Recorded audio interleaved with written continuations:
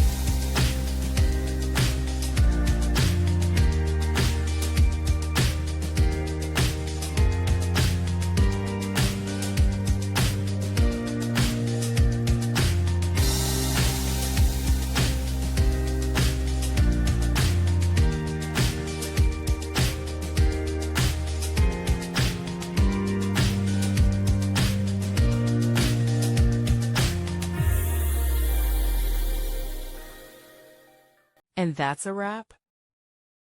I hope you found the answer you were looking for. If you did, take a second to hit that subscribe button. It really helps out. And let me know in the comments which solution worked best for you. See you next time in the Debug Zone.